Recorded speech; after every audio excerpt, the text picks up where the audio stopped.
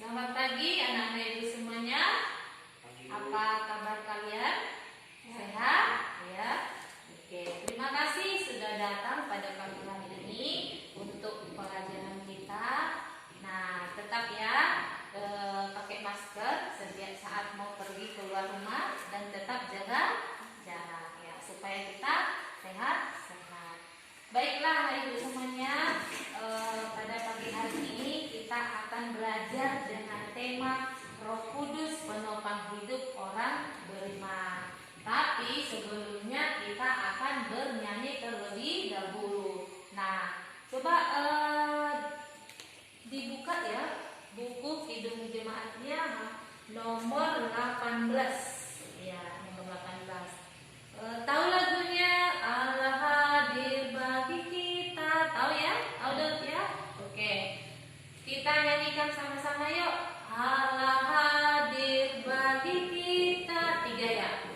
Allah hadir bagi kita dan hendak memberi berkat, melimpahkan kuasa Roh-Nya bagai hujan yang lebat. Dengan Roh Kudus yang Tuhan, umat-Mu berkatilah, baharui hati kami, oh curahkan kurnia. Oke, Ibu minta Deborah yang buat doa ya nak. Ya, silakan Deborah.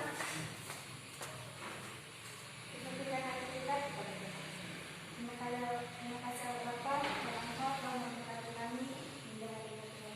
Tuhan, kami akan memulai pelajaran agama kami. Doa pelajaran agama ini akan menjadi tempat kita bagi Tuhan. Ya Bapa dan Tuhan, kami telah menjadinya lindungan mereka tetap dalam pekerjaan mereka. Dan Engkau berserta kami agar kami layak kepada-Mu. Pujian Mu terus sampai selama-lamanya. Amin. Amin. Terima kasih Deborah. Silakan duduk nak. Oke. Nah, hari ini kita belajar dengan judul Roh Kudus penopang hidup orang beriman. Ya. Roh Kudus penopang hidup beriman. Hidup beriman. Nah, ini dia judul materi kita pada pagi hari ini adalah Roh Kudus penopang hidup yang beriman. Nah, sebelum kita masuk kepada materi, Ibu mau menjelaskan dulu kira-kira apa sih daripada tujuan pembelajaran kita pada pagi hari ini. Nah, tujuan yang pertama adalah setelah anak-anak Ibu semuanya selesai belajar materi ini, anak-anak Ibu harus mampu menjelaskan arti daripada Roh Kudus. Nah, yang kedua tujuannya adalah anak-anak Ibu setelah belajar ini kita harus bisa menunjukkan perilaku hidup orang yang dipimpin oleh Roh Kudus. Nah, tujuan yang ketiga adalah kita harus mampu menelaah apa sih peran Roh Kudus dalam kehidupan orang yang beriman. Nah, kira-kira itu yang menjadi tujuan pelajaran kita pada pagi hari ini. Nah, anak-anak Ibu semuanya, sebelum Ibu menjelaskan tentang pengertian Roh Kudus, pernah nggak anak-anak Ibu mendengarkan kata Roh Kudus? Pernah ya? Pernah kan Daud? Ya, pernah. Pasti anak-anak Ibu pernah mendengarkan yang namanya Roh Kudus. Nah, kira-kira siapa sih Roh Kudus itu? Atau apa sih Roh Kudus itu? Siapakah dia? Ayo, siapakah Roh Kudus itu? Daud, boleh nggak kasih tahu apa sih arti Roh Kudus menurutmu? Paham nggak nak? Dapat? Oke, nah perhatikan. Roh Kudus ya adalah diakui sebagai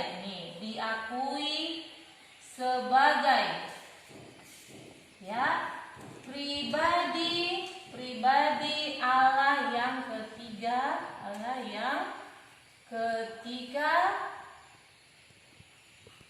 setelah Yesus Kristus. Nah, itu dia ya. Jadi Roh Kudus itu adalah diakui sebagai pribadi Allah yang ketiga setelah Roh Kudus atau oknum. Ini biasa juga disebut dengan oknum Allah. Nah, apa itu oknumnya? Ya Allah Bapa, ini Allah Bapa. Kemudian Yesus Kristus, dan Roh Kudus. Itu makanya dikatakan pribadi Allah yang ketiga. Yang ketiga itu yang mana? Yaitu Allah Bapa, Yesus Kristus, dan Roh Kudus. Nah, banyak orang bertanya di luar daripada Kristen dikatakan, oh iya, Allah orang Kristen itu terbagi 3, bukan ya? Ada orang yang bertanya seperti itu. Allah orang Kristen itu ada 3, bukan. Allah orang Kristen itu adalah satu, tetapi dia 3 oknum. Tapi dia 3 oknum. Itu dia tadi kan. Oknum itu ini satu, ini semuanya ini satu, tetapi 3 oknum. Maksudnya Allah Bapa itu juga adalah Yesus Kristus yang berubah menjadi anak. Kemudian Roh Kudus itu adalah Roh Allah itu sendiri. Jadi oknumnya 3 tetapi satu. Tubuh kita ini misalnya, tubuh kita ini satu tetapi terdiri dari beberapa bagian. Contohnya bagian itu apa? Tangan, ada mata, ada kaki, ada apa lagi? Telinga. Nah, itu kira-kira seperti itu maksudnya ya. Nah, kemudian seperti apakah bentuk dari Roh Kudus itu? Seperti apakah bentuk Roh Kudus itu? Ibu yakin atau lambang dari Roh Kudus itu? Ibu yakin kalian sudah pernah membaca tentang dari lambang-lambang Roh Kudus, yaitu yang ada di Alkitab. Nah, Ibu mau menunjukkan, tadi Ibu mau memprint tapi print kita ternyata rusak. Nah, ini ada beberapa gambar tentang lambang Roh Kudus ya. Nampak nih ya, Deborah? Nampak, Bu. Nampak. Nah, kira-kira lambang Roh Kudus itu apa? Ini yang pertama apa nih, Nak? Burung merpati. Nah, burung merpati. Nah, kemudian lambang Roh Kudus itu yang ini apa nih, Nak? Gambar apa? Nih? Awan. Kemudian ada juga dia lambangnya seperti ini apa nih?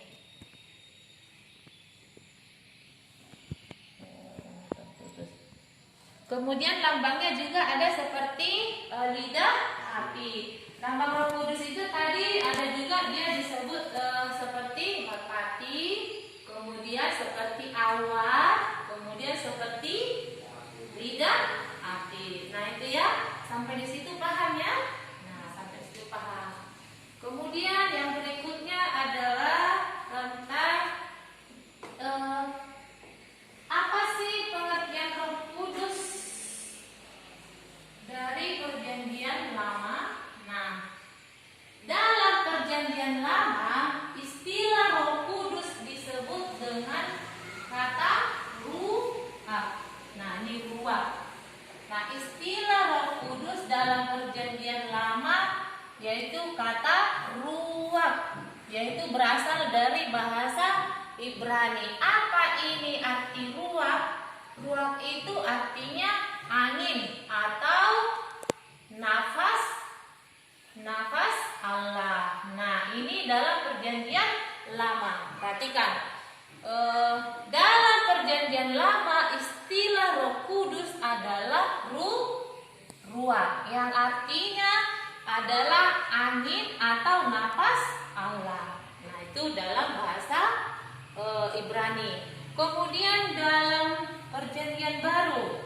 Nah, dalam Perjanjian Baru istilah Roh Kudus dipakai dengan kata parakletos. Nih, parakletos, yaitu berasal dari bahasa Yunani. Ya, nih. Yang apa arti parakletos dalam perjanjian baru? Nah, parakletos itu artinya dipanggil untuk menolong atau menasihati. Nah, ini ya.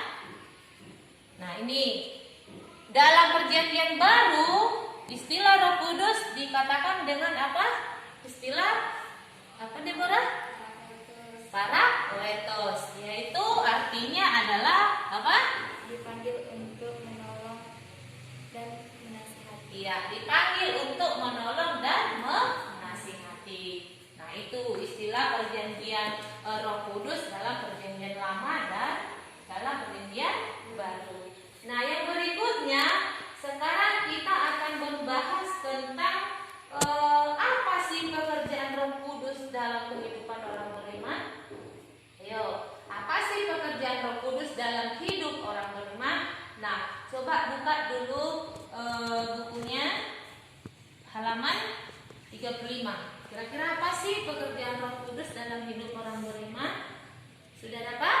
Nah, itu ada tertulis di situ Yohanes 14 ayat 26. Nah, coba baca dulu Yohanes 14 ayat 26 di atas itu. Yang di atas saja 35. Pas yang di atas. Tetapi penghibur, yaitu Roh Kudus yang akan diutus oleh Bapa. Ya. Nah, pekerjaan Roh Kudus yang pertama adalah itu bisa kita baca dalam kitab Yohanes 14 ayat 26, yaitu sebagai penghibur. Di situ dikatakan, tetapi penghibur yaitu Roh Kudus yang akan kuutus oleh Allah Bapa dalam namaku, dialah yang mengajarkan segala sesuatu kepadamu dan akan mengingatkan kamu akan semua yang telah kukatakan kepadamu. Jadi, Roh Kudus itulah yang menghibur kita. Nah, bagaimana sih bisa kita merasakan bahwa Roh Kudus itu menghibur kita? Kira-kira apa contohnya? Deborah pernah nggak sedih? Pernah ya, pasti ya. Semua orang di dunia ini pasti pernah sedih. Kalau kita sedih, banyak ekspresi kita. Sedih itu boleh kita menangis terus, ya kan? Menangis. Nah, ibu mau tanya, kalau Deborah pernah menangis, ya pasti pernah ya. Deborah pasti pernah nggak menangis satu harian? Enggak kan? Enggak, pasti. Orang yang kemalangan sekalipun, contohnya orang keluarga kita kemalangan, lalu kita menangis, itu nggak pernah kita menangis satu harian. Nah, siapa yang berperan di situ? Kita kok bisa sadar nggak nangis terus? Yang menyadarkan kita adalah Roh Kudus. Roh Kudus menghibur kita. Contohnya, udahlah Deborah, nggak usah nangis. Itu suara-suara seperti nggak usah nangis. Kan bawa aja dalam doa. Kan ada gitu kan? Nah, itu adalah pekerjaan Roh Kudus dalam hidup kita. Nah, kemudian pekerjaan Roh Kudus dalam hidup yang orang beriman yang kedua adalah menjadi penolong. Nah, penolong. Kamu kalau dalam kesusahan pasti kamu merasa terpuruk, ya kan? Merasa terpuruk, tidak mampu, tidak berdaya, depresi bahkan. Tetapi Roh Kudus mampu menguatkan kamu untuk melewati itu, ya. Kamu percaya enggak? Percaya enggak? Nah, itu ibu ada pengalaman tentang bagaimana sih kasih Tuhan yang luar biasa dalam hidup kita. Terkadang kita yang tidak mau merasakan atau mau mengimani itu, ternyata Tuhan Yesus itu sangat baik dan sungguh baik, ya kan? Sungguh baik. Kita bisa belajar hari ini, nggak diberikan kesempatan. Kok kalian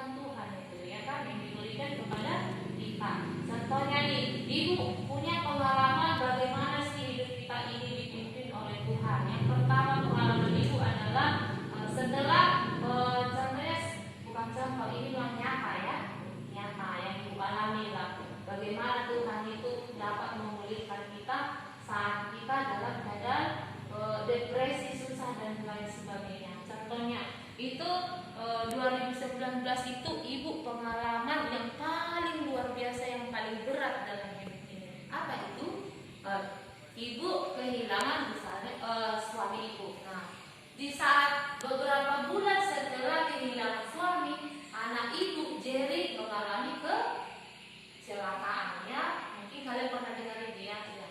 Kecelakaan. Betapa masalah yang satu belum terselesaikan, datang lagi masalah yang kedua. Anak ibu harus mengalami kecelakaan dan patah tulang, itu di tangan ini ya kan, patah tulang di waktu itu.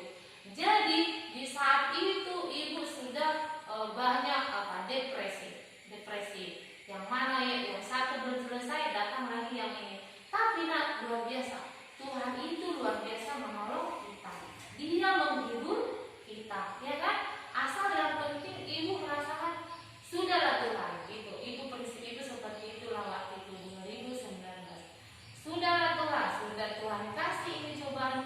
Tuhan harus bertanggung jawab untuk memelihara hidup kami. Dan Tuhan harus bertanggung jawab. Kalau Tuhan kasih cobaan, Tuhan harus bertanggung jawab menguatkan. Nah, ternyata puji Tuhan sampai sekarang semuanya bisa terselesaikan, walaupun yang orang mati tidak bisa lagi hidup kembali. Nah, jadi puji Tuhan sudah sehat dan tangannya sudah kembali seperti biasa. Nah, itulah pergumulan kita dengan Tuhan itu sungguh luar biasa memelihara hidup kita. Misalnya Deborah itu bisa juara waktu kelas 7 contohnya. Kenapa sih orang lain tidak mendapatkan itu? Itu karena Tuhan memberikan anugerah luar biasa dalam hidup Deborah. Makanya kamu punya IQ yang tinggi, ya kan? Itu harus kita syukuri, ya. Nah itu. Terus pekerjaan Roh Kudus yang berikutnya adalah memimpin hidup kita sebagai anak-anak Tuhan. Ya, memimpin hidup kita sebagai anak-anak Tuhan. Coba dibuka dulu Roma 8 ayat 14. Ya, kita baca ya. Kita baca sama-sama Roma 8 ayat 14. Dapat? Coba bacakan Daud.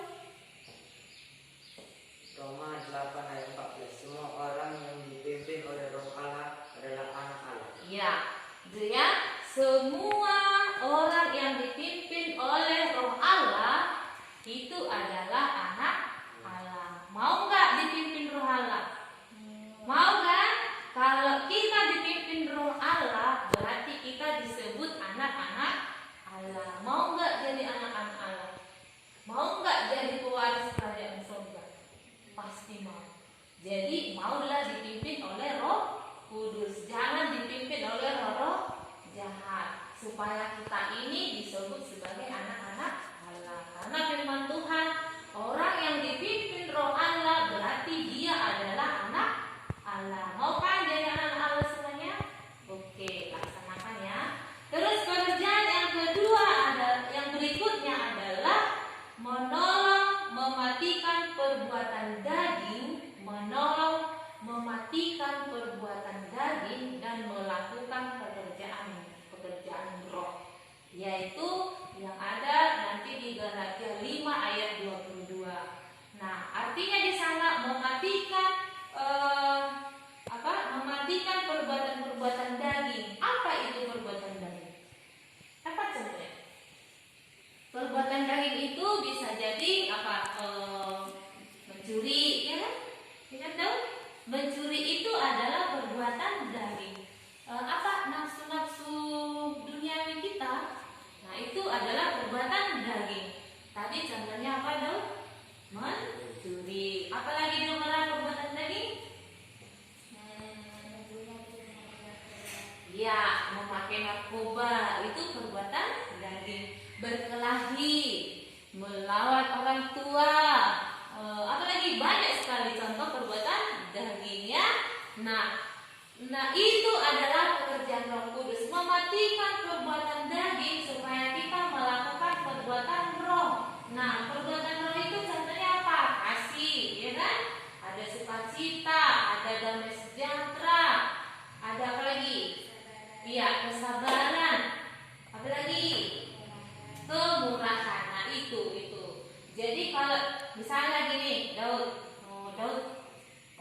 kan habis kuota, ya kan? Habis kuota. Mama sudah menjatah kuota itu 1 bulan hanya 80.000. Ternyata belum sampai sebulan kuota sudah habis karena main game. Nah kemudian, aduh gimana mau minta sama mama, takut. Akhirnya apa? Dan aku kan tahu nih celengan mama di mana ya. Lalu Daud itu mencuri, belum mencuri sih, mau mencongkel. Terus mau dicongkel nih tabungan ini. Tapi Daud tiba-tiba gini, jangan Daud, nggak boleh mencuri. Akhirnya Daud nggak mencuri. Nah di situ siapa yang mengisapkan kita? Adalah Roh Kudus. Nah kira-kira seperti itu ya yang bisa kita alami. Oke, banyak lagi sebenarnya pekerjaan Roh Kudus ya, yang berikutnya menolong kita dalam berdoa. Nah itu yang sangat pentingnya. Roh Kudus, kalau kita berdoa, Roh Kudus lah yang memimpin kita, ya kan? Memimpin kita supaya kita bisa mampu berdoa. Nah, sampai di situ anak-anak ibu tahu, paham ya? Paham. Nah, ini akan kasih tugas buat kamu nanti dikerjakan, ya. Ibu kasih tugas ini untuk si Daud. Nah, ini kerjakan ya, sebentar ya.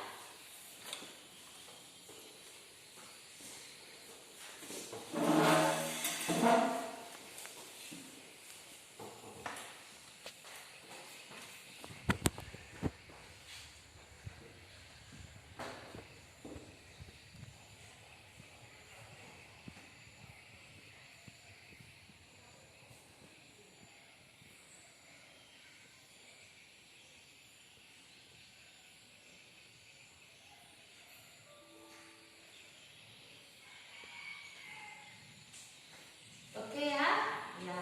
Udah siap kan Debola? Udah siap kan Daud? Oke. Coba Daud dulu soal yang pertama. Coba pertamanya. Bagaimana bentuk kehadiran Roh Kudus dalam Kisah Para Rasul 2 ayat 1 sampai 2? Ya. Jawabannya seperti tiupan angin keras dan nyala api. Ya.